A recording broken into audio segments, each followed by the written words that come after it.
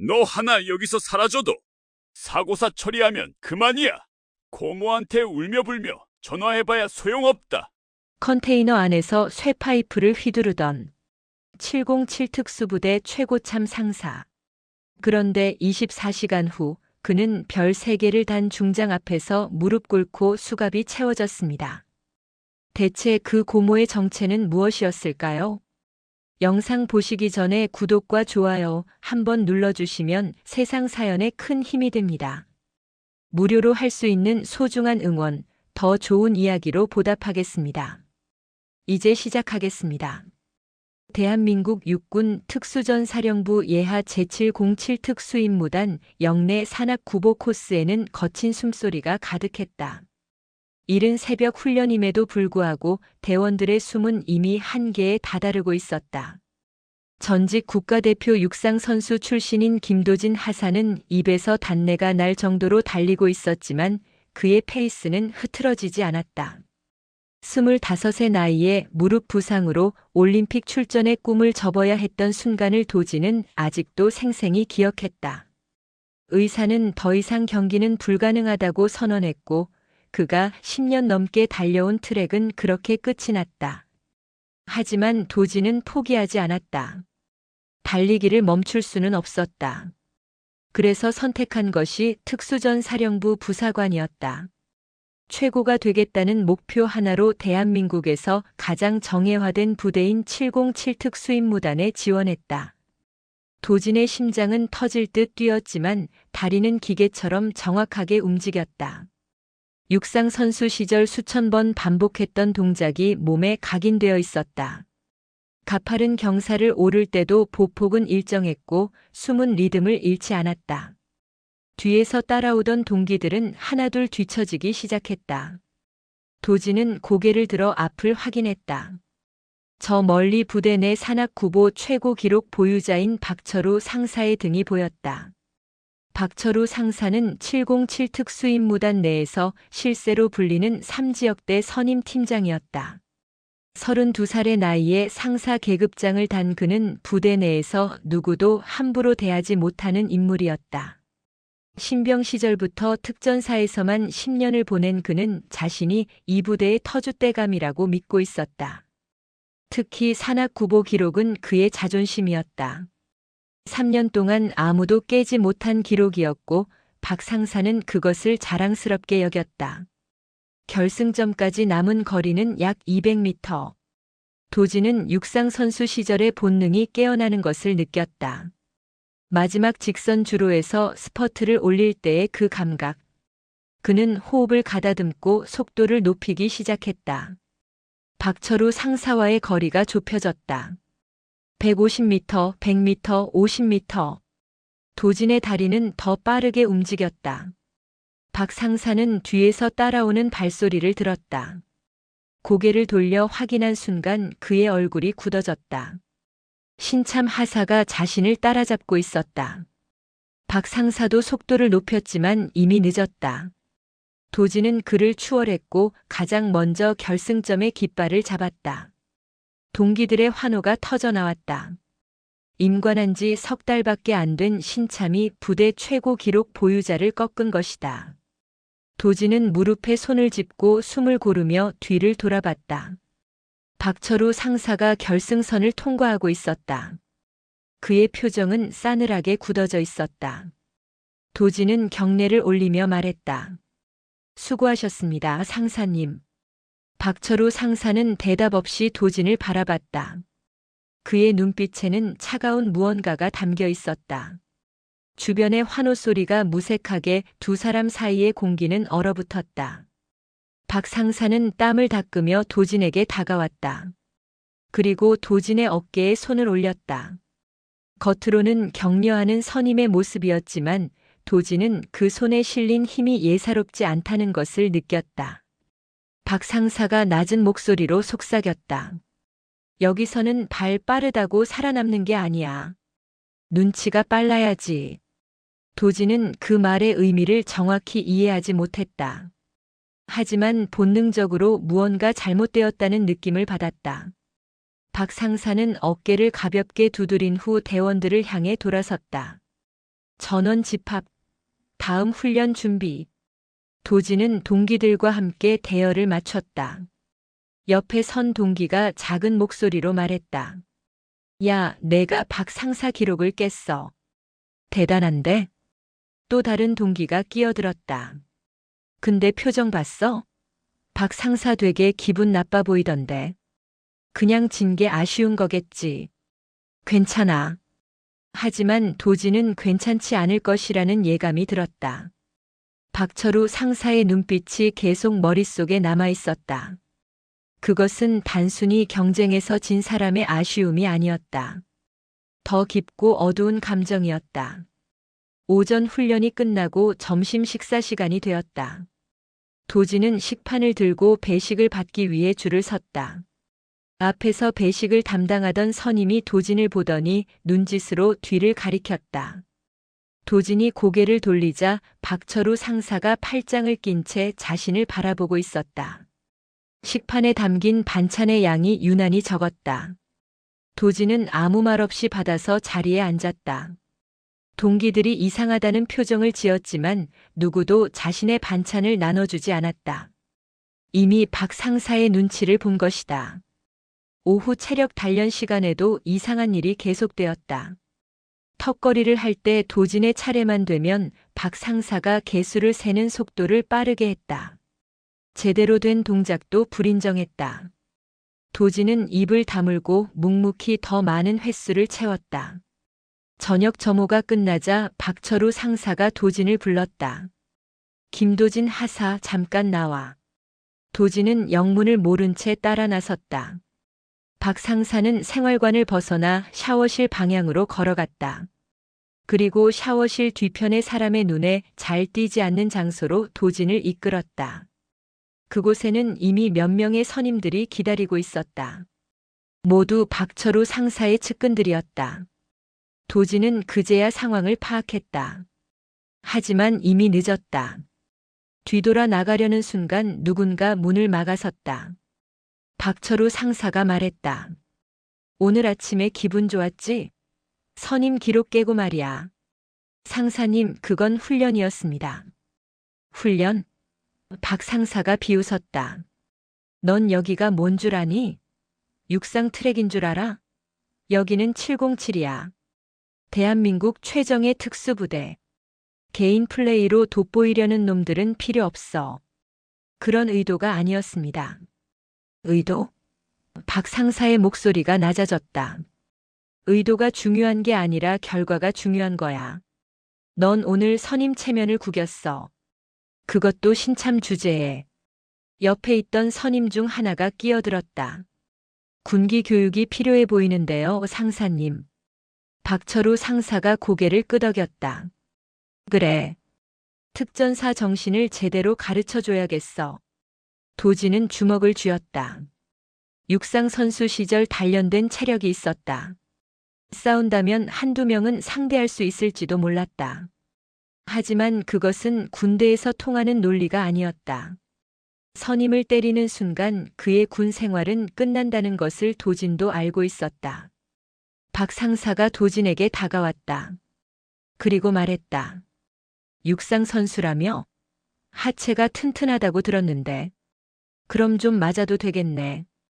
첫 번째 발길질이 도진의 복부에 꽂혔다. 군화 바닥의 단단한 감촉이 배를 강타했다. 도진은 신음을 삼키며 이를 악물었다. 소리를 내면 안 됐다. 소리를 내는 순간 더 심해질 것을 알고 있었다. 두 번째, 세 번째 발길질이 이어졌다. 옆구리, 허벅지, 다시 복부. 도진은 바닥에 무릎을 꿇었다. 숨이 제대로 쉬어지지 않았다.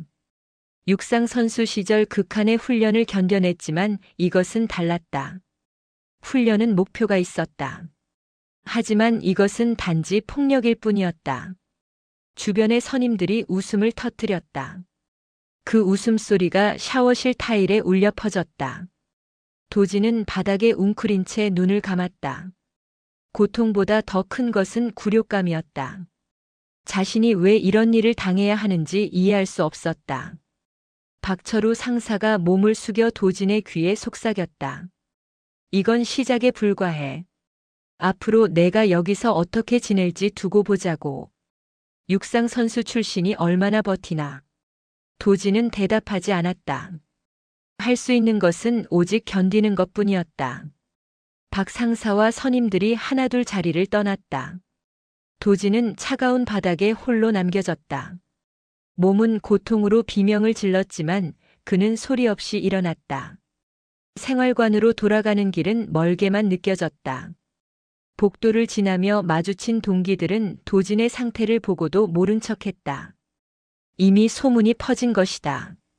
박철우 상사가 찍은 사람에게는 누구도 손을 내밀지 않는다는 것을.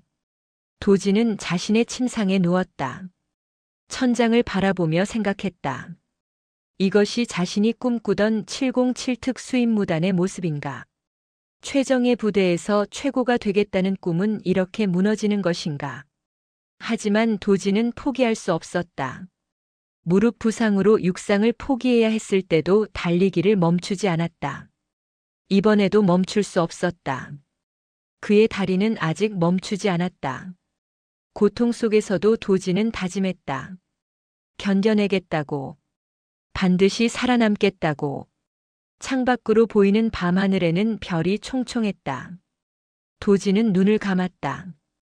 이것은 지옥의 시작에 불과했다. 하지만 그는 아직 몰랐다. 이 지옥이 얼마나 깊은지, 그리고 자신을 구해줄 별이 이미 하늘에 떠 있다는 것을. 첫 폭행 이후 박철우 상사의 괴롭힘은 날이 갈수록 교묘하고 악랄해졌다. 도진을 향한 그의 적대감은 단순한 감정 해소를 넘어서 계획적이고 조직적인 양상으로 변해갔다. 마치 오랜 시간 공들여 먹잇감을 길들이는 포식자처럼 박 상사는 도진의 일상 하나하나를 장악해 나갔다. 임관 넉 달째가 되던 어느 날 도진은 대테러 사격 훈련장으로 소집되었다. 707 특수임무단의 핵심 훈련 중 하나인 근접전투 사격 훈련이었다. 실탄이 아닌 시미션탄을 사용하는 훈련이었지만 방탄조끼를 착용해도 맞으면 상당한 충격이 전해지는 것으로 유명했다. 페인트가 든 훈련탄이지만 근거리에서 맞으면 멍이 들고 심하면 피부가 터지기도 했다. 훈련장에 도착한 도진은 다른 대원들과 함께 장비를 점검했다. 헬멧, 방탄조끼, 보호대를 착용하고 훈련용 소총을 지급받았다. 박철우 상사가 훈련 통제관으로 나타났을 때 도진의 가슴이 불길하게 요동쳤다. 박 상사가 말했다. 오늘은 방탄조끼 성능 테스트를 겸한 내구성 훈련을 실시한다. 김도진 하사 앞으로. 도진은 대열에서 나섰다. 주변 동기들의 시선이 동정과 두려움으로 뒤섞였다. 박 상사는 도진을 표적 구역 한가운데로 세웠다. 방탄조끼를 믿고 가만히 서 있어. 움직이지 마. 상사님, 이 훈련은 절차상. 내가 통제관이야. 내 지시에 따라. 박철우 상사의 목소리는 차갑고 단호했다. 도진은 입을 다물었다. 저항할 수 없다는 것을 알았다. 박 상사는 약 10m 거리에 섰다. 일반적인 시미션탄 훈련 거리는 최소 20m 이상이었다. 10m는 위험할 정도로 가까운 거리였다. 첫 발이 발사되었다. 시미션탄이 도진의 가슴 중앙을 강타했다. 방탄조끼가 있어도 충격은 뼈까지 전해졌다. 도진은 비틀거렸지만 넘어지지 않으려 이를 악물었다. 움직이지 말라고 했지? 두 번째, 세 번째 탄이 연속으로 날아왔다. 복부, 어깨, 다시 가슴. 박 상사는 정확하게 방탄조끼로 보호되는 부위만 노렸다. 겉으로는 규정을 지키는 것처럼 보였지만 그 의도는 명백했다. 고통을 주되 명백한 증거를 남기지 않으려는 것이었다. 10발, 20발. 탄환이 쏟아질 때마다 도진의 몸이 충격으로 흔들렸다. 가슴과 복부는 불덩이처럼 달아올랐다. 호흡이 가빠지고 다리에 힘이 풀렸다. 하지만 도진은 넘어지지 않았다. 육상 선수 시절 극한까지 몰아붙였던 훈련이 그를 지탱해 주었다. 박철우 상사가 탄창을 교체하며 말했다. 실전에서는 이것보다 더 아파. 이 정도도 못 견디면 707에 있을 자격이 없어. 주변에서 지켜보던 선임들이 웃었다. 도지는 그 웃음소리를 들으며 눈을 감았다. 분노가 치밀어 올랐지만 참아야 했다. 여기서 반항하면 더 심한 보복이 기다리고 있을 것이었다. 훈련이 끝났을 때 도지는 거의 서 있을 수 없을 정도였다. 동기 하나가 다가와 그를 부축했지만 박 상사의 눈빛을 보고는 슬그머니 물러섰다. 도지는 혼자 힘으로 무기고까지 걸어갔고 장비를 반납했다. 탈의실에서 방탄조끼를 벗었을 때 도지는 자신의 상체를 확인했다. 온통 붉고 검푸른 멍으로 뒤덮여 있었다. 손으로 살짝 눌러보기만 해도 고통이 밀려왔다. 이것은 훈련이 아니었다. 공개적으로 진행되는 폭행이었다. 하지만 더 견디기 힘든 것은 육체적 고통이 아니었다. 식사 시간마다 반복되는 굴욕이 도진을 서서히 무너뜨리고 있었다. 배식을 받을 때마다 도진의 식판에는 밥알 몇 개와 국물만 담겼다. 반찬은 찾아볼 수 없었다. 처음에는 동기 하나가 자신의 반찬을 나눠주려 했다. 하지만 그 모습을 본 박철우 상사가 그 동기를 따로 불러내 무슨 말을 했는지 이후로는 아무도 도진을 돕지 않았다. 식당에서 도진은 섬이 되었다. 누구도 그의 옆자리에 앉지 않았고 누구도 그와 대화를 나누지 않았다. 도진은 하루에 한 끼도 제대로 먹지 못했다. 체중이 빠지기 시작했고 훈련 중 체력이 급격히 떨어졌다. 한때 육상 트랙을 지배했던 탄탄한 근육은 점점 위축되어 갔다. 거울에 비친 자신의 모습이 낯설었다. 눈빛은 생기를 잃었고 얼굴은 수척해졌다. 그렇게 2달이 흘렀다. 임관 6달째에 접어든 도지는 이제 생활관에서도 투명인간 취급을 받았다. 동기들은 그와 눈을 마주치는 것조차 피했다. 그들을 탓할 수 없었다. 박철우 상사의 보복이 두려운 것이 당연했다. 도진도 그들의 입장이었다면 똑같이 행동했을 것이다. 하지만 한 사람만은 달랐다. 부대 의무실의 이지수 대위였다. 29살의 나이에 군의관으로 복무 중인 그녀는 육군 사관학교를 졸업하고 군의전문대학원을 거쳐 대위로 임관한 엘리트였다. 견장에 달린 무궁화 한 송이는 대위 계급장이었고 그녀의 의사 가운에는 군의관 명찰이 선명했다. 이지수 대위는 도진이 의무실을 찾을 때마다 늘어나는 상처들을 예리한 눈으로 관찰했다. 처음에는 가슴과 복부의 멍이었다. 그 다음에는 등과 옆구리의 타박상이었다. 최근에는 손목에 밧줄에 쓸린 듯한 상처까지 생겼다. 어떻게 다쳤어요? 이 대위가 물었다. 훈련 중에 넘어졌습니다. 도진은 준비된 대답을 했다. 훈련 중에 넘어지면 주로 무릎이나 손바닥에 상처가 나요. 당신은 복부와 옆구리에 멍이 들었어요. 게다가 이 멍들의 패턴을 보면 이 대위는 말을 멈췄다. 도진의 눈빛을 봤기 때문이다. 그의 눈에는 간절함과 두려움이 섞여 있었다.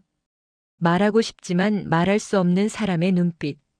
이 대위는 군의관으로 복무하며 여러 부대를 거쳤다. 그리고 알았다. 이것이 단순한 훈련 부상이 아니라는 것을. 알았어요. 일단 소독하고 약 발라드릴게요. 이지수 대위는 도진을 치료하면서 조심스럽게 상처 부위를 카메라로 촬영했다. 도진은 그녀가 무엇을 하는지 알았지만 막지 않았다. 오히려 감사했다. 누군가 하나라도 자신의 상황을 기록해주는 것이 언젠가 이 증거가 필요할지도 모른다는 희미한 희망이 남아있었다. 이 대위는 촬영한 사진들을 컴퓨터에 암호화된 폴더 깊숙한 곳에 저장했다. 날짜별로 정리하고 상처 부위와 정도를 상세히 메모했다. 이것이 군의관으로서 그녀가 할 수 있는 최선의 방어였다. 만약 언젠가 이 일이 수면 위로 드러난다면 이 증거들이 도진을 지켜줄 것이었다. 하사님. 이지수 대위가 조심스럽게 말을 꺼냈다. 힘들면 말해요. 제가 도울 수 있어요. 도지는 고개를 저었다. 괜찮습니다, 대위님. 제가 해결할 문제입니다. 하지만 정말 괜찮습니다. 도지는 더 이상 말하지 않았다. 보복이 두려웠다. 만약 자신이 고발했다가 증거 불충분으로 끝나면 박철우 상사의 보복은 상상할 수 없을 정도로 심해질 것이었다. 그리고 이지수 대위에게도 피해가 갈 수 있었다. 도지는 더 이상 누구도 자신 때문에 다치게 하고 싶지 않았다. 그날 밤 박철우 상사는 도진을 장비 보관소로 불렀다. 늦은 시간이었고 주변에는 아무도 없었다. 보관소 안은 어두웠고 각종 군장비들이 선반에 정리되어 있었다. 박 상사는 도진의 관물대로 걸어가 자물쇠를 열었다. 상사님, 제 개인 물품입니다. 개인 물품? 박 상사가 비웃었다. 여기 있는 건 다 군대 것이지. 내 것은 없어. 박철우 상사는 관물대를 뒤지기 시작했다. 옷가지를 바닥에 던지고 사물을 거칠게 꺼냈다. 그러다 작은 액자를 발견했다. 도진의 가족 사진이었다. 사진 속에는 젊은 부부와 어린아이가 함께 웃고 있었다. 도진의 부모와 어린 시절의 도진. 하지만 그 부모는 도진이 7살 때 교통사고로 세상을 떠났다. 도진은 고모 손에 자랐다. 이 사진은 부모의 유일한 흔적이었다. 박철우 상사는 액자를 들어 자세히 들여다봤다. 이게 내 가족이야? 부모님이라고 하기엔 젊네. 돌려주십시오. 왜? 이거 중요해. 박 상사의 입꼬리가 올라갔다. 도진의 주먹이 떨렸다. 육상 선수 시절 단련된 그의 주먹은 한 방에 사람을 쓰러뜨릴 수 있었다. 하지만 움직일 수 없었다. 군대에서 선임을 때리는 것은 곧 군 생활의 종말을 의미했다. 박철우 상사는 액자를 바닥에 내던졌다. 유리가 깨지는 소리가 보관소에 울려 퍼졌다. 사진 위로 유리 파편이 흩어졌다. 어머, 미끄러졌네. 미안. 박 상사는 전혀 미안해하지 않는 표정으로 웃었다. 그리고 군화로 액자를 밟았다. 유리가 더 잘게 부서졌고 사진이 구겨졌다. 부모 없이 자랐다며? 그래서 이렇게 가정교육을 못 받았나 보네. 예의도 모르고 선임 체면도 모르고. 도진의 눈에서 처음으로 살기가 번뜩였다. 손톱이 살을 파고들 정도로 주먹을 세게 쥐었다. 온몸이 떨렸다. 하지만 움직이지 않았다. 움직이는 순간 모든 것이 끝난다는 것을 알았다. 박철우 상사는 도진의 얼굴을 찬찬히 살폈다. 그리고 만족스러운 듯 고개를 끄덕였다. 화났어? 그래, 그 표정 좋아. 근데 뭐 어쩔 건데? 때릴 거야? 때려봐. 그럼 내군 생활 여기서 끝이야. 도진은 대답하지 않았다. 박 상사는 도진의 어깨를 툭 치고 보관소를 나갔다. 혼자 남은 도진은 무릎을 꿇고 바닥에 떨어진 사진을 주웠다. 유리 파편에 손이 베었지만 느껴지지 않았다. 구겨진 사진을 펴며 도진은 눈물을 삼켰다. 부모님의 얼굴이 흐릿하게 보였다. 그들이 살아계셨다면 이 상황을 어떻게 받아들였을까? 자랑스러운 아들이 특수부대에 들어갔다고 기뻐했을까? 아니면 이렇게 무너져가는 아들을 보며 가슴 아파했을까? 도진은 사진을 가슴에 품었다. 아직 포기할 수 없었다. 무릎 부상으로 육상을 포기해야 했을 때도 버텼다. 이번에도 버텨야 했다. 그의 다리는 아직 멈추지 않았다. 하지만 도진은 몰랐다. 이것은 아직 시작에 불과하다는 것을, 더 깊은 어둠이 그를 기다리고 있다는 것을, 그리고 그 어둠 속에서 그를 구해줄 빛이 이미 준비되고 있다는 것을. 임관 7달째 되던 늦가을 밤이었다. 하늘에서는 폭우가 쏟아지고 있었다. 707 특수임무단 영내 상공을 선회하는 헬기의 엔진음이 빗소리를 뚫고 울려 퍼졌다. 야간 헬기 강화 훈련이 예정된 날이었다. 일반적으로 이런 악천 후에는 훈련이 취소되지만 특수전 부대에서 날씨는 핑계가 될 수 없었다. 오히려 실전과 가장 유사한 조건이라며 훈련은 강행되었다. 도지는 다른 대원들과 함께 헬기 내부에 탑승해 있었다. 완전 무장 상태로 로프 강화 준비를 마친 상태였다. 헬멧에 빗물이 부딪히는 소리가 요란했고 옷은 이미 흠뻑 젖어 있었다. 시야는 최악이었다. 어둠 속에 빗줄기가 쏟아져 지상이 제대로 보이지 않았다. 헬기 도어가 열렸다. 찬바람과 빗물이 거침없이 내부로 밀려 들어왔다. 강화 통제관이 손신호를 보냈다. 첫 번째 조가 로프를 타고 내려가기 시작했다. 도지는 두 번째 조에 배정되어 있었다. 그의 바로 앞에는 동기인 이민호 하사가 있었고 뒤에는 박철우 상사가 있었다. 박 상사의 존재가 도진을 긴장시켰다. 지난 몇 달간 그에게 당한 일들이 머릿속을 스쳐갔다. 하지만 지금은 그런 생각을 할 때가 아니었다. 야간 강화는 707 특임대 훈련 중에서도 위험도가 높은 훈련이었다. 한순간의 실수가 생명을 위협할 수 있었다. 첫 번째 조가 무사히 착지했다는 신호가 왔다. 이제 두 번째 조의 차례였다. 이민호가 로프를 잡고 헬기 밖으로 몸을 내밀었다. 도지는 그 뒤를 따라 준비 자세를 취했다. 박철우 상사도 로프를 잡았다. 이민호가 강화를 시작했다.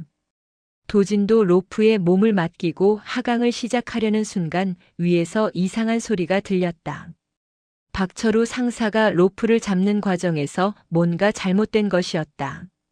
로프가 이상하게 꼬이며 장력이 불균형하게 분산되었다. 상사님, 로프가. 도진이 경고하려는 순간 이미 박 상사는 강화를 시작했다. 그의 체중이 실리면서 꼬인 로프가 급격하게 풀리며 장력이 한쪽으로 쏠렸다. 그 충격이 아래쪽으로 전달되었고 이민호의 하강 장비에 이상이 생겼다. 위험해. 누군가 소리쳤다. 이민호의 몸이 갑자기 기울었다. 하강 속도가 제어되지 않았다. 그는 지상까지 아직 15m 정도 남은 높이에 있었다. 이 높이에서 추락하면 중상을 입거나 최악의 경우 사망할 수도 있었다. 도진의 육상 선수 시절 반사신경이 발동했다. 생각할 시간이 없었다. 몸이 먼저 움직였다. 도진은 자신의 하강 속도를 급격히 높이며 이민호에게 접근했다. 빗속에서 거리를 가늠하기 어려웠지만 감각에 의지했다. 1초도 안 되는 순간이었다. 도진은 한 손으로 로프를 잡고 다른 손으로 이민호의 전술조끼를 낚아챘다. 자신의 체중과 이민호의 체중을 동시에 지탱해야 했다. 어깨와 팔에 엄청난 압력이 가해졌다. 근육이 비명을 질렀지만 놓을 수 없었다.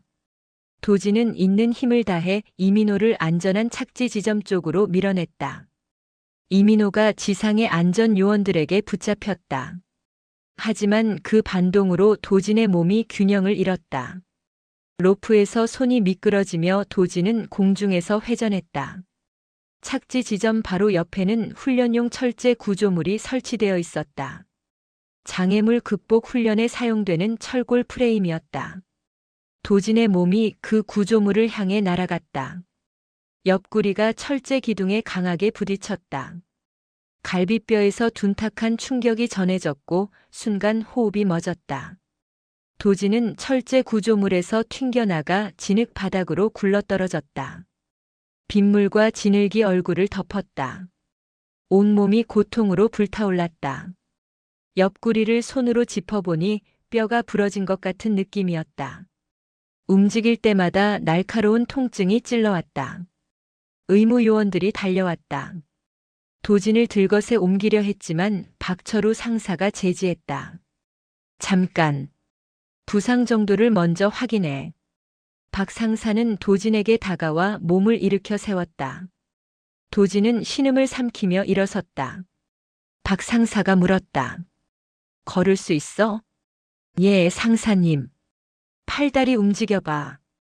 도진은 고통을 참으며 팔다리를 움직여 보였다. 박 상사는 고개를 끄덕이며 의무 요원들에게 말했다. 별일 아니야. 가벼운 타박상이야. 계속 훈련 진행한다. 의무 요원 중 하나가 조심스럽게 말했다. 하지만 상사님, 갈비뼈 골절 가능성이. 내가 판단했어. 특전사가 이 정도로 훈련을 중단할 수는 없지. 박철우 상사의 어조는 단호했다. 의무 요원들은 더 이상 말하지 못하고 물러섰다. 도지는 이민호를 구한 것이 오히려 화가 될 줄은 몰랐다. 박 상사의 눈빛에는 분노가 담겨 있었다. 훈련이 끝난 후 복귀 차량에 탑승했을 때 박 상사가 도진의 옆에 앉았다. 그는 다른 대원들이 듣지 못하게 낮은 목소리로 속삭였다. 너 때문에 훈련이 엉망이 됐어. 영웅 놀이하느라. 동기를 구한 것입니다. 구한 게 아니라 대열을 무너뜨린 거야. 개인 플레이로 전체 작전을 위험하게 만들었어. 도지는 반박하려 했지만 입을 다물었다. 로프가 꼬인 것은 박 상사의 실수였다. 하지만 그것을 지적하는 순간 상황은 더 악화될 것이었다. 박 상사는 자신의 실수를 인정하지 않을 것이고 오히려 도진에게 모든 책임을 뒤집어 씌울 것이었다. 부대에 도착했을 때는 이미 자정이 넘은 시각이었다. 대원들은 젖은 옷을 갈아입고 휴식을 취하라는 지시를 받았다. 하지만 도진은 그럴 수 없었다. 박철우 상사가 그를 따로 불렀기 때문이다. 김도진 하사, 나 따라와. 도진은 옆구리의 통증을 참으며 박 상사를 따라갔다. 그들이 향한 곳은 부대 후방에 폐쇄된 컨테이너였다. 사용하지 않는 군장비를 보관하는 곳으로 평소에는 아무도 찾지 않는 장소였다. 빗소리만이 컨테이너 지붕을 두드리고 있었다. 박 상사가 컨테이너 문을 열었다. 안은 어두웠고 냄새가 났다. 오래된 장비와 녹슨 철제 물품들이 쌓여 있었다. 도지는 불길한 예감이 들었지만 들어갈 수밖에 없었다. 문이 닫히며 외부의 빛이 차단되었다. 컨테이너 안에는 희미한 전등 하나만이 켜져 있었다. 박철우 상사는 구석에 놓인 쇠 파이프를 집어들었다. 녹슨 파이프였지만 충분히 무기가 될 수 있었다. 상사님, 이건. 닥쳐. 박 상사의 목소리는 차가웠다. 내가 오늘 영웅 놀이하느라 내 얼굴에 먹칠했어. 내 실수를 가리려고 했는데 내가 나서서 주목받았잖아. 이제 다들 왜 로프가 꼬였는지 궁금해하겠지. 저는 아무 말도 하지 않겠습니다. 말을 안 하겠다고? 박 상사가 비웃었다. 내 입을 어떻게 믿어? 확실히 해둬야지. 첫 번째 타격이 도진의 어깨를 강타했다. 쇠파이프의 무게가 고스란히 전해졌다. 도진은 비틀거리며 벽에 부딪혔다. 갈비뼈 부상 부위가 벽에 눌리며 고통이 배가 되었다. 오늘 너 때문에 내가 얼마나 불안했는지 알아? 두 번째 타격은 옆구리로 향했다. 이미 부상당한 곳이었다. 도진은 무릎을 꿇었다. 입에서 신음이 새어나왔다. 참으려 했지만 고통이 너무 컸다. 박철우 상사는 멈추지 않았다. 세 번째, 네 번째 타격이 이어졌다. 등, 허벅지, 다시 어깨. 정확하게 급소를 피해서 때렸다. 죽이지 않을 정도로 하지만 최대한 고통을 주는 방식으로. 도진의 갈비뼈가 비명을 질렀다. 이미 금이 갔던 뼈가 완전히 부러진 것 같았다. 호흡할 때마다 뼈가 찌르는 느낌이었다. 입안이 터져 피맛이 났다. 바닥에 피가 떨어졌다. 이게 다 내 잘못이야. 내가 나서지만 않았어도 이럴 필요 없었어. 박 상사의 논리는 왜곡되어 있었다. 자신의 실수로 시작된 일인데 도진에게 모든 책임을 전가하고 있었다. 하지만 도진은 반박할 힘도 없었다. 바닥에 쓰러진 채 몸을 웅크릴 수밖에 없었다. 파이프가 바닥에 던져졌다. 금속이 콘크리트에 부딪히는 소리가 울렸다. 박철우 상사는 도진을 내려다보며 침을 뱉었다. 너 하나 여기서 죽어도 사고사로 처리하면 그만이야. 707에서 훈련 중 사고는 흔하니까. 야간 강화 훈련에서 부상당했다가 뒤늦게 악화돼서 사망했다고 하면 돼. 도지는 그 말이 협박이 아니라 진담이라는 것을 알았다. 박 상사는 정말로 자신을 죽일 수도 있었다. 그리고 그것을 사고로 꾸밀 수 있었다. 실제로 특수부대에서는 훈련 중 사망사고가 종종 발생했다. 하나 더 늘어난다고 해서 이상할 것도 없었다. 내일 아침까지 여기서 생각해봐. 내가 앞으로 어떻게 처신해야 할지. 박철우 상사는 컨테이너 문을 열고 나갔다. 그리고 밖에서 문을 잠갔다. 자물쇠가 채워지는 소리가 들렸다. 도지는 완전히 갇혔다. 컨테이너 안은 어둠과 침묵으로 가득했다. 희미한 전등도 꺼졌다. 밖에서는 빗소리만이 지붕을 두드렸다. 차가운 빗소리가 도진의 의식을 붙잡는 유일한 연결고리였다. 도진은 바닥에 누운 채 천장을 바라봤다. 아무것도 보이지 않았다. 어둠뿐이었다. 옆구리의 고통이 파도처럼 밀려왔다 물러갔다.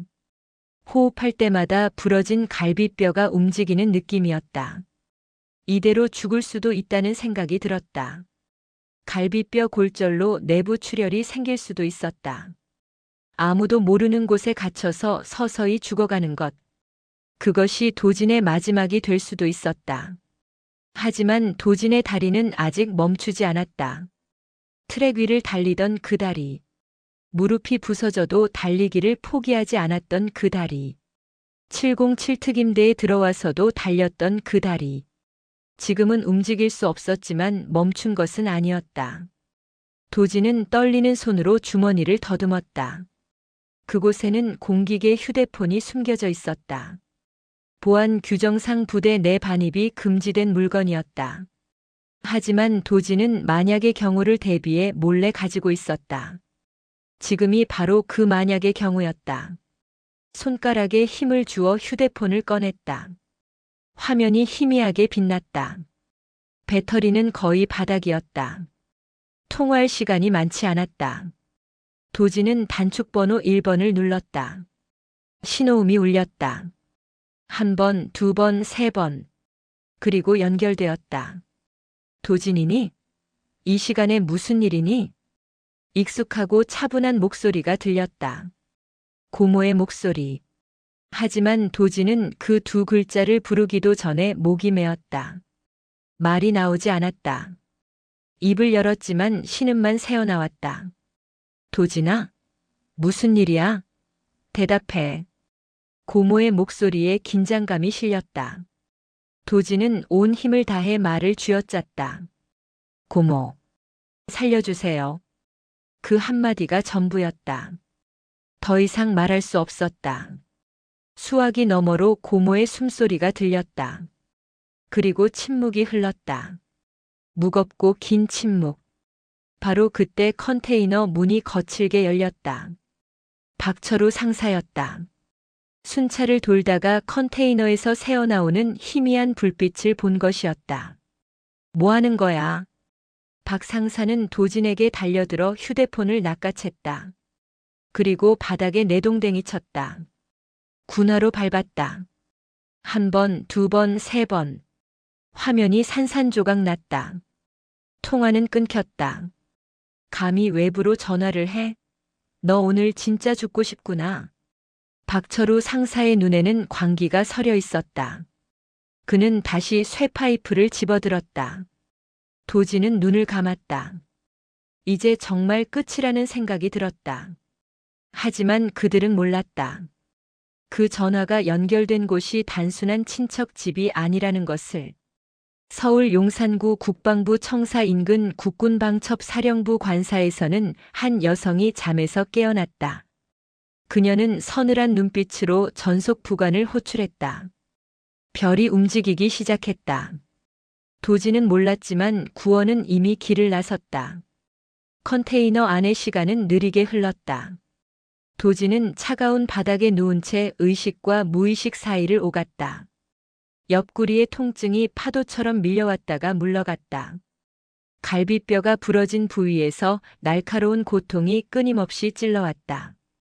호흡할 때마다 뼈가 움직이며 살을 찢는 느낌이었다. 빗소리는 계속되었다. 컨테이너 지붕을 두드리는 소리가 도진의 의식을 붙잡는 유일한 연결고리였다. 그 소리가 멈추면 자신도 멈출 것 같았다. 영원히 깨어나지 못할 것 같았다. 도진은 눈을 감았다 떴다를 반복했다. 어둠 속에서 환영이 보이기 시작했다. 육상 트랙이 보였다. 젊은 시절 자신이 달리고 있었다. 관중석에서 환호하는 소리가 들렸다. 결승선 테이프를 끊는 순간의 쾌감. 하지만 그것은 오래가지 않았다. 무릎에서 무언가 부서지는 소리가 났고 트랙이 사라졌다. 다시 눈을 떴을 때 도진은 컨테이너 안에 있었다. 현실이었다. 꿈이 아니었다. 이것이 바로 지금 자신이 처한 상황이었다. 25살의 전직 국가대표 육상 선수가 특수부대 컨테이너 안에서 죽어가고 있었다. 체온이 떨어지는 것을 느꼈다. 젖은 옷이 열을 빼앗아갔다. 손발의 감각이 둔해졌다. 이것은 위험한 신호였다. 저체온증이 시작되고 있었다. 부상의 저체온증까지 겹치면 생명이 위험했다. 도진은 움직이려 했다. 몸을 일으켜야 했다. 가만히 누워있으면 정말로 죽을 수도 있었다. 하지만 몸이 말을 듣지 않았다. 팔다리에 힘이 들어가지 않았다. 옆구리의 고통이 모든 것을 압도했다. 시간이 얼마나 흘렀는지 알 수 없었다. 시계도 보이지 않았고 밖의 소리도 들리지 않았다. 빗소리만이 계속되었다. 도진은 다시 의식을 잃었다. 꿈속에서 부모님을 만났다. 어린 시절의 기억이었다. 아버지가 자신을 안아 올리고 어머니가 웃고 있었다. 따뜻했다. 행복했다. 돌아가고 싶었다. 그 시절로 모든 것이 괜찮았던 그때로. 도진아, 포기하지 마. 어머니의 목소리가 들렸다. 아니, 그것은 고모의 목소리였다. 부모님이 돌아가신 후 도진을 키워준 고모. 육상을 시작할 때도 올림픽 꿈을 접을 때도 특전사에 지원할 때도 늘 곁에 있어 주었던 고모. 도진은 눈을 떴다. 의식이 조금 또렷해졌다. 시계를 확인할 수는 없었지만 밖이 조금 밝아진 것 같았다. 새벽이 온 것 같았다. 밤을 견뎌낸 것이다. 하지만 아침이 온다고 해서 상황이 나아지는 것은 아니었다. 박철우 상사는 분명히 도진을 아침까지 여기 가둬둘 생각이었다. 그리고 나서 적당한 이유를 대며 풀어줄 것이다. 도진이 입을 다물고 있는 한. 만약 도진이 이 일을 신고한다면 어떻게 될까? 증거가 있을까? 컨테이너에 갇힌 것을 누가 증명할 수 있을까? 박 상사는 훈련 중 부상당한 도진이 스스로 쉬려고 들어갔다고 말할 것이다. 다른 선임들도 그의 편을 들 것이다. 도진의 말은 신참 하사의 거짓말로 취급될 것이다. 설령 조사가 시작된다 해도 박철우 상사는 10년 동안 707특임대에서 쌓아온 인맥이 있었다. 그는 교묘하게 빠져나갈 것이다. 그리고 도진에게 돌아올 것은 더 심한 보복이었다. 이번에는 정말로 죽을 수도 있었다. 도진은 절망했다. 출구가 보이지 않았다. 이대로 견디다가 복무를 마칠까? 아니면 스스로 자대 전출을 신청할까? 하지만 그것은 도망치는 것이었다. 최고가 되겠다는 꿈을 포기하는 것이었다. 그때 주머니에서 무언가 느껴졌다. 공기계 휴대폰. 박철우 상사가 밟아서 부서졌지만 혹시 모른다는 생각에 도진은 손을 뻗었다. 고통을 참으며 주머니에서 휴대폰을 꺼냈다. 화면은 산산조각 나 있었다. 하지만 전원은 들어왔다. 희미하게나마 빛이 났다. 배터리 표시는 거의 바닥이었다. 3%. 통화할 시간이 거의 없었다. 도진은 망설였다. 전화를 걸어야 할까? 고모에게 전화를 하면 무엇이 달라질까? 고모는 평범한 사람이었다. 군대 일에 개입할 수 없었다. 오히려 걱정만 끼치는 것 아닐까? 하지만 도진에게는 다른 선택지가 없었다. 이대로 죽을 수는 없었다. 적어도 누군가에게는 자신의 상황을 알려야 했다. 만약 정말로 여기서 죽는다면 고모만이라도 진실을 알아야 했다. 떨리는 손으로 도진은 단축번호 1번을 눌러. 고모의 번호였다. 신호음이 울렸다. 한 번, 두 번. 도진은 숨을 참았다. 받아달라고 기도했다. 세 번째 신호음이 울린 후 전화가 연결되었다. 도진이니? 이 시간에 무슨 일이니? 고모의 목소리였다. 잠에서 깬 듯 약간 쉰 목소리였지만 분명하고 차분했다. 그 목소리를 듣는 순간 도진의 눈에서 눈물이 흘렀다. 참았던 감정이 무너졌다. 도진아, 무슨 일이야? 대답해. 고모의 목소리에 긴장이 실렸다. 조카의 상태가 심상치 않다는 것을 직감한 것이다. 도진은 입을 열었다. 하지만 말이 나오지 않았다. 목이 메었다. 무엇부터 말해야 할지 알 수 없었다. 고모. 겨우 한 단어를 뱉어냈다. 그 한 단어에 모든 고통과 절망이 담겨 있었다. 도진은 온 힘을 다해 다음 말을 쥐어짰다. 살려주세요. 그것이 전부였다. 더 이상 말할 수 없었다. 설명할 수도 없었다. 그저 그 세 글자만이 도진의 입에서 나올 수 있는 전부였다. 살려달라고. 제발 살려달라고. 수화기 너머로 고모의 숨소리가 들렸다. 짧고 날카로운 숨소리. 그리고 침묵이 흘렀다. 무겁고 긴 침묵. 하지만 그 침묵 속에는 무언가가 응축되고 있었다. 도진은 느낄 수 있었다. 고모가 단순히 당황하고 있는 것이 아니라는 것을. 위치가 어디니? 고모의 목소리가 달라져 있었다. 더 이상 잠에서 깬 사람의 목소리가 아니었다. 냉정하고 단호했다. 명령하는 사람의 목소리. 도진은 그 변화를 느꼈지만 이해하지 못했다. 707. 특임대. 컨테이너. 도진이 가까스로 대답하려는 순간 컨테이너 문이 거칠게 열렸다. 박철우 상사였다. 그는 순찰을 돌다가 컨테이너에서 새어나오는 희미한 불빛을 발견한 것이었다. 휴대폰 화면의 빛. 뭐 하는 거야? 박 상사의 고함이 컨테이너 안을 채웠다. 그는 도진에게 달려들었다. 도진은 휴대폰을 지키려 했지만 힘이 없었다. 박 상사는 쉽게 휴대폰을 낚아챘다. 고모 도진이가 지금. 수화기 너머에서 고모의 목소리가 들렸다. 하지만 박철우 상사는 듣지 못했다. 그는 휴대폰을 바닥에 내동댕이 쳤다. 깨진 화면이 완전히 산산조각 났다. 박 상사는 멈추지 않고 군화로 휴대폰을 밟았다. 한 번, 두 번, 세 번. 휴대폰이 완전히 부서졌다. 회로가 드러나고 배터리가 분리되었다. 통화는 끊겼다. 고모의 목소리도 사라졌다. 도진의 마지막 희망이 군화 밑에서 부서졌다. 감히 외부로 전화를 해? 보안 규정 위반이야. 너 오늘 진짜 죽고 싶구나. 박철우 상사의 눈에는 광기가 서려 있었다. 그는 도진이 누구에게 전화했는지 무슨 말을 했는지 알고 싶어 했다. 하지만 묻지 않았다. 이미 통화가 끊겼고 휴대폰도 부서졌다. 증거는 사라졌다.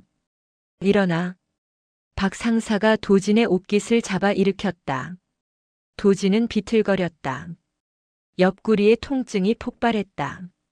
다리에 힘이 풀려 주저앉으려 했지만 박 상사가 붙잡고 있었다. 누구한테 전화한 거야? 고모입니다. 고모? 박 상사가 비웃었다. 고모한테 살려달라고 울었어? 얼마나 한심하면. 그래서 고모가 뭐 해줄 건데? 여기 쳐들어와? 박 상사는 도진을 밀쳤다. 도진은 벽에 부딪혀 바닥에 쓰러졌다. 박 상사는 부서진 휴대폰 조각들을 주워 모았다. 증거를 인멸하려는 것이었다. 이거 가지고 너 영창 보낼 수 있어. 보안 규정 위반으로. 그럼 내군 생활 끝이야. 도지는 대답하지 않았다. 할 수 있는 말이 없었다. 박 상사의 말이 맞았다. 공직의 휴대폰 반입은 중대한 보안 위반이었다. 특수부대에서는 더욱 엄격하게 다뤄지는 사안이었다. 하지만 나도 인정은 많은 사람이니까 한 번만 봐주지. 대신 앞으로 절대 이런 짓 하지 마. 알았어? 박철우 상사의 관대함은 거짓이었다. 그는 도진을 영창에 보내지 않는 것이 아니라 자신의 폭행이 드러나지 않도록 덮으려는 것이었다. 만약 도진이 영창에 가면 조사가 시작되고 그의 부상 원인이 밝혀질 수 있었다. 일어나서 의무실 가. 갈비뼈 검사받아. 훈련 중 부상이라고 해. 알았지? 도진은 고개를 끄덕였다. 다른 선택의 여지가 없었다. 박 상사는 컨테이너 문을 열고 나갔다. 도진은 혼자 남았다. 밖은 이미 밝았다. 새벽이 지나 아침이 되고 있었다. 빗소리는 멎었다. 도진은 천천히 몸을 일으켰다. 모든 것이 고통스러웠다. 하지만 살아있었다. 아직 죽지 않았다. 컨테이너를 나와 의무실로 향하는 도중 도진은 생각했다. 고모에게 전화한 것이 무슨 소용이었을까? 그저 걱정만 끼쳤을 뿐이었다. 고모가 할 수 있는 일은 없었다. 도진은 여전히 혼자였다. 하지만 도진은 몰랐다. 그 전화가 연결된 곳이 어디였는지, 수화기 너머에서 조카의 절규를 들은 여인이 누구였는지, 서울 용산구 국방부 청사 인근에는 국군방첩사령부 관사가 있었다. 그곳의 한 침실에서 김혜경 중장은 잠에서 깨어 전화를 받았다. 조카 도진의 전화였다. 그리고 들었다. 살려달라는 비명을. 김혜경 중장은 전화가 끊긴 후에도 수화기를 쥔 채 움직이지 않았다. 그녀의 눈빛이 서늘하게 가라앉았다. 침실 옆 집무실로 걸어간 그녀는 책상 위에 내선 전화를 들었다. 부관. 지금 즉시 내 집무실로 와. 목소리는 차갑고 단호했다. 국군방첩사령관의 목소리였다. 견장에 달린 별 3개가 희미한 새벽빛에 빛났다. 김혜경은 창밖을 바라봤다. 저 멀리 산 너머 어딘가에 707 특수임무단이 있었다. 도진아, 조금만 버텨라. 고모가 간다. 그녀는 낮게 중얼거렸다. 그리고 전화를 걸기 시작했다. 방첩사령부 작전과장에게, 법무참모에게, 헌병대장에게. 새벽 4시가 채 되지 않은 시각이었지만 그녀의 전화를 받은 사람들은 모두 즉시 응답했다. 별이 움직이기 시작했다. 폭풍이 몰려오고 있었다. 하지만 도진은 아직 몰랐다. 구원이 이미 길을 나섰다는 것을. 707 특수임무단의 심판의 날이 다가오고 있다는 것을. 다음 날 아침 오전 9시. 707 특수임무단 정문 앞은 평소와 다른 긴장감에 휩싸였다. 위병소에 근무 중이던 일병 정태민은 멀리서 다가오는 차량 행렬을 발견했다. 검은색 세단 1대와 그 뒤를 따르는 군용 차량 5대. 일반적인 부대 방문과는 달랐다. 차량들이 가까워지자 정태민은 선두 차량의 번호판을 확인했다. 국방부 소속이었다. 그는 즉시 상급자에게 보고하려 했지만 차량들은 이미 정문 앞에 멈춰 섰다. 정태민은 서둘러 차단기를 내리고 차량 앞으로 나갔다. 정지하십시오. 출입증을 제시해 주시기 바랍니다. 선두 세단의 뒷좌석 문이 열렸다. 한 남성이 내려 정태민에게 다가왔다. 그는 검은색 정복을 입고 있었으며 가슴에는 국군방첩사령부 소속을 나타내는 휘장이 달려 있었다. 계급장은 소령이었다. 국군방첩사령부 작전과 김재현 소령입니다. 사령관님께서 귀 부대를 방문하십니다. 김재현 소령은 신분증과 함께 공문서를 내밀었다. 정태민은 서류를 받아들고 확인했다. 국방부 장관 명의의 특별조사 명령서였다. 707 특수임무단에 대한 기습 감찰을 실시한다는 내용이었다. 정태민의 손이 떨렸다. 방첩사령부의 기습 감찰. 이것은 심각한 문제가 있다는 의미였다. 그는 즉시 상황을 내부에 보고해야 했지만 김재현 소령이 그를 제지했다. 보고는 필요 없습니다. 지금부터 외부 연락을 차단하십시오. 이것은 명령입니다. 정태민은 삼켰다. 일개일병이 소령의 명령을 거부할 수는 없었다. 그는 차단기를 올렸다. 차량 행렬이 부대 안으로 들어왔다. 선두 세단에서 한 여성이 내렸다. 정태민은 그 순간 자신의 눈을 의심했다. 여성의 견장에는 별이 3개 달려 있었다. 중장. 대한민국 육군에서 중장은 손에 꼽을 정도로 적었다. 그중 한 명이 지금 707 특수임무단에 나타난 것이었다. 김혜경 중장은 40대 중반의 나이였지만 그 위압감은 나이를 초월했다. 그녀는 특전사 출신으로 20대의 707 특임대에서 복무했던 전설적인 여군이었다. 최연소 소령 진급, 최연소 대령 진급, 그리고 최연소 중장 진급. 육군 역사에서 가장 빠르게 별을 단 여성이었다. 현재 그녀는 국군 방첩 사령관으로서 군 내 모든 정보와 기밀을 다루는 조직의 수장이었다. 방첩사령부는 군 내부의 부정부패, 기강해이, 범죄 행위를 조사하고 처벌하는 권한을 가지고 있었다. 그리고 김혜경 중장은 그 정점에 있었다. 그녀는 붉은색 명찰이 박힌 특전 전투복을 입고 있었다. 707 특임대 출신임을 드러내는 복장이었다. 김혜경 중장은 정문을 지나 부대 안으로 걸어 들어갔다. 그녀의 뒤로 방첩사 요원들이 따랐다. 모두 무장하고 있었다. 부대 내부는 이미 소란스러웠다. 아침 점호를 마친 대원들이 각자의 임무를 수행하고 있었다. 하지만 방첩사 차량들이 들어오는 것을 본 순간 모두가 얼어붙었다.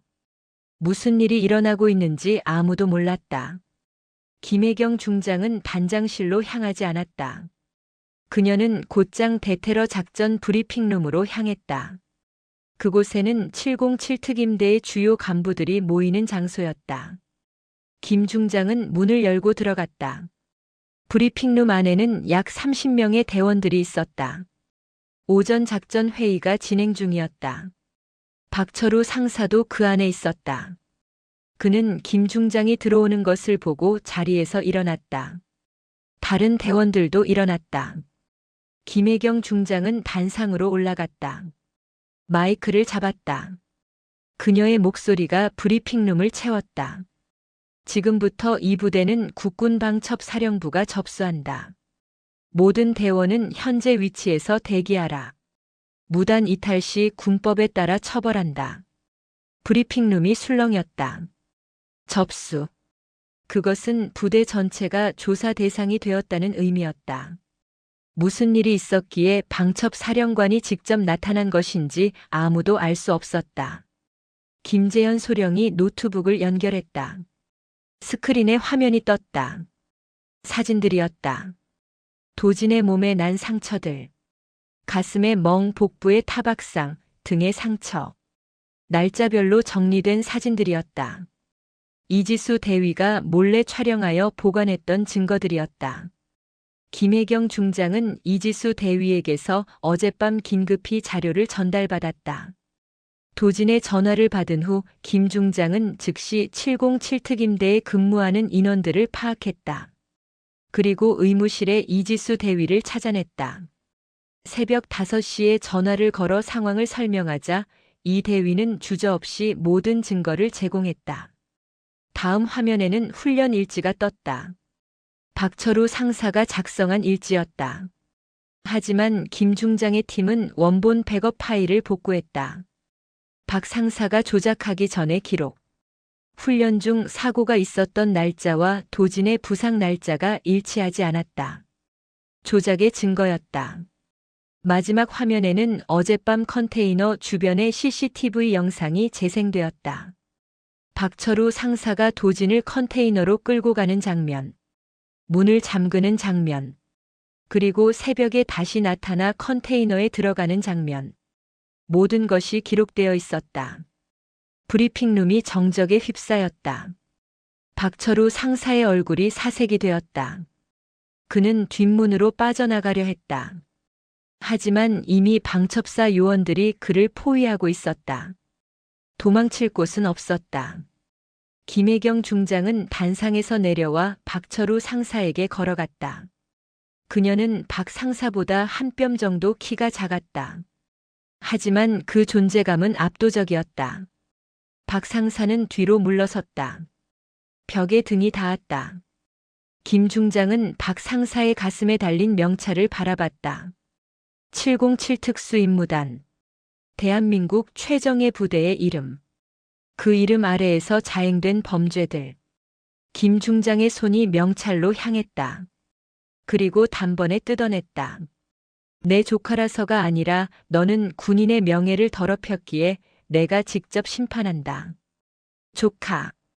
그 단어가 브리핑룸을 다시 한번 술렁이게 했다.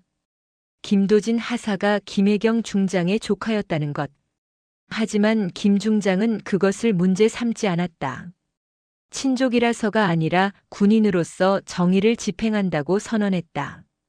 707이라는 이름이 너희 때문에 썩어가고 있었다. 오늘 그것을 끝낸다. 김재현 소령이 체포영장을 낭독했다. 박철우 상사는 상해죄, 직권남용죄, 강요죄, 보안 위반 은폐 교사죄로 긴급 체포되었다.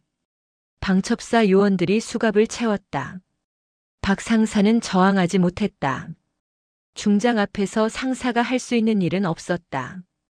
브리핑룸 안에 다른 선임들도 체포되기 시작했다.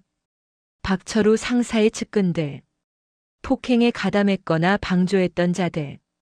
김 중장의 팀은 이미 모든 것을 파악하고 있었다. 증거도 확보했다. 도망칠 방법은 없었다.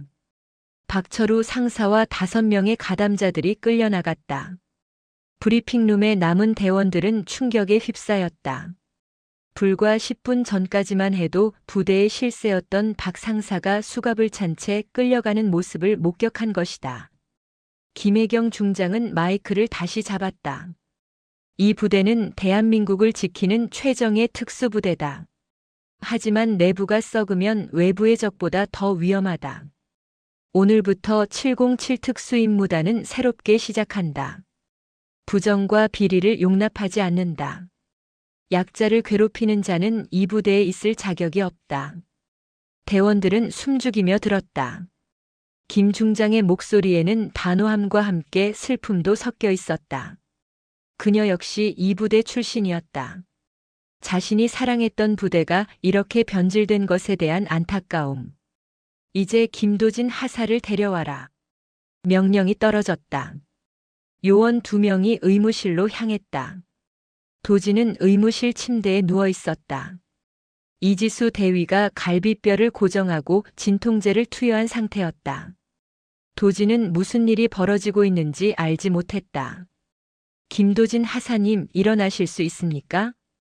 요원의 목소리는 공손했다. 도진은 고개를 끄덕였다. 이 대위가 도와 도진을 일으켰다. 도진은 천천히 걸었다. 옆구리가 아팠지만 참을 수 있었다. 브리핑룸에 도착했을 때 도진은 장면을 이해할 수 없었다. 대원들이 모두 서 있었고 단상에는 낯선 여성이 있었다. 아니, 낯선 것은 아니었다. 견장의 별 3개. 그리고 그 얼굴. 고모. 도진의 입에서 작은 소리가 새어나왔다. 김혜경 중장은 단상에서 내려와 도진에게 걸어갔다. 그녀는 조카의 상태를 확인했다. 붕대로 감싼 상체, 멍든 얼굴, 수척해진 몸. 도진이 몸을 일으켜 경례를 하려 했다. 김 중장은 조용히 그의 어깨를 눌러 세웠다. 경례는 나중에 해도 돼. 김혜경 중장의 목소리는 더 이상 사령관의 목소리가 아니었다. 고모의 목소리였다. 차갑고 단호했던 표정이 부드러워졌다. 그녀는 도진의 어깨에 손을 올렸다. 이제 괜찮다, 도진아. 내가 이겼어. 도진의 눈에서 눈물이 흘렀다. 참았던 모든 것이 무너졌다. 지난 몇 달간의 고통, 굴욕, 절망. 그 모든 것이 눈물로 쏟아졌다. 김 중장은 조카를 안아주지 않았다. 여기는 부대였고 그녀는 사령관이었다. 하지만 그녀의 손은 도진의 어깨에 머물렀다. 잘 견뎌줬어. 내가 포기하지 않은 덕분에 이 부대를 구할 수 있었어. 도진은 고개를 끄덕였다. 말할 수 없었다. 울음이 터져 나올 것 같았다. 하지만 참았다. 여기는 브리핑룸이었고 동료들이 지켜보고 있었다. 김혜경 중장은 다시 단상으로 올라갔다. 그녀는 마지막으로 대원들을 바라봤다. 김도진 하사는 이 부대의 영웅이다. 그는 부당함에 굴하지 않았고 끝까지 버텼다. 여러분 모두 그를 본받기 바란다. 이것으로 오늘 감찰을 종료한다. 김 중장은 브리핑룸을 나갔다. 방첩사 요원들이 뒤를 따랐다. 도진은 그 자리에 서 있었다. 주변의 동기들이 조심스럽게 다가왔다. 이민호가 도진의 손을 잡았다. 미안해. 우리가 너를 도와주지 못해서. 괜찮아. 도진은 짧게 대답했다. 이민호를 비롯한 동기들을 원망하지 않았다. 그들도 두려웠을 것이었다. 도진은 그것을 이해했다.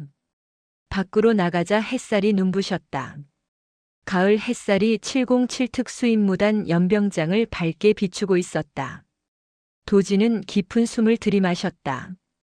고통이 있었지만 살아있었다. 그의 다리는 아직 멈추지 않았다.